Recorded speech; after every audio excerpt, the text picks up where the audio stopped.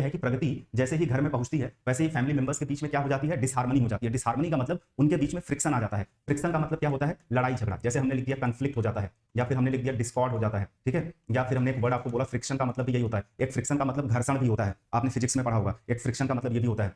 यहाँ पे आप स्ट्राइक वर्ड लिख सकते हैं। स्ट्राइक के साथ एक बहुत अच्छा वर्ड है फ्यूड। कोई ऐसा वर्ड नहीं है जो एग्जामिनेशन में पूछा नहीं गया हो, इस वजह से आपको लिखना सारा का सारा है, ठीक है। एक्रीमोनी, जैसे हमने पिछली बार आप लोगों को बड़ा पसंद आया था कि जब मैंने पूरा पढ़ा लिया था तो एक बार मैंने रिवीजन कराया था, उसी तरीके से रिवीजन एक बार जरूर कराऊंगा, लेकिन अभी देखते जाइए सारी चीजों को, ठीक है। डिसहार्मनी का मतलब क्या होता है, क्योंकि एक वर्ड यहाँ पे लिखा हुआ है दैट इज हार्मनी। हमें पता है कि हार्मनी का मतलब होता है तालमेल होना, सामंजस्य होना। अगर मेरे आपके बीच में तालमेल है, सामंजस्य है, तो मतलब रिश्ता कैसा है, मैत्रीपूर्ण है, दोस्ताना रिश्ता है। लेकिन अगर मान लीजिए हमारे आपके बीच में डिसहार्मनी है, तो डिसहार्मनी का मतलब ये हो गया कि डिसएग्रीमेंट है, हमारे और आपके बीच में क्या है, असहमति है मेरे भाई। अगर असहमति होगी तो क्या होगा, लड़ाई होगा, झगड़ा होगा। तो कॉन्फ्लिक्ट बोल लो, डिस्कॉर्ड बोल लो, फ्रिक्शन बोल लो, स्ट्राइक बोल लो, फ्यूड बोल लो, एक्रीमनी बोल लो, इन सब का मतलब होता है लड़ाई झगड़ा, ये सारी चीजें। अब देखो, a cry in the wilderness का मतलब क्या होता है। अब हमें जानते हो क्या बताना है, ये जो डिसहार्मनी है, इस डिसहार्मनी के लिए हमें एक इडियम बताना पड़ेगा। अब यहाँ पे जो सबसे ज्यादा बार पूछा गया है एग्जामिनेशन में, टेंडर हुक पूछा गया। टेंडर हुक का मतलब होता है जो व्यक्ति बहुत ज्यादा वरिड होता है, टेंस होता है, एंक्सस होता है, यानी जो बहुत ज्यादा चिंतित होता है, चीजों को लेकर के टेंशन लेता है, उसके लिए यूज किया जाता है। A cry in the wilderness का मतलब होता है कि सेइंग समथिंग इंपॉर्टेंट, आप कुछ इंपॉर्टेंट चीज कह रहे हो, ठीक है, ध्यान से सुनना, बट नो वन लिसन्स, लेकिन उसको सुनने वाला कोई नहीं है। एक बार फिर से सुनिएगा मेरी बात को। मैंने कहा क्राई इन द वाइल्डरनेस का मतलब होता है सेइंग समथिंग इंपॉर्टेंट। आप सेइंग मतलब कहना, समथिंग इंपॉर्टेंट मतलब कुछ जरूरी, आप कुछ जरूरी बोल रहे हो, कुछ जरूरी कह रहे हो, बट नो वन लिसन्स, लेकिन कोई सुन नहीं रहा है, उसको बोलते हैं रिफ्ट इन द ल्यूट का मतलब होता है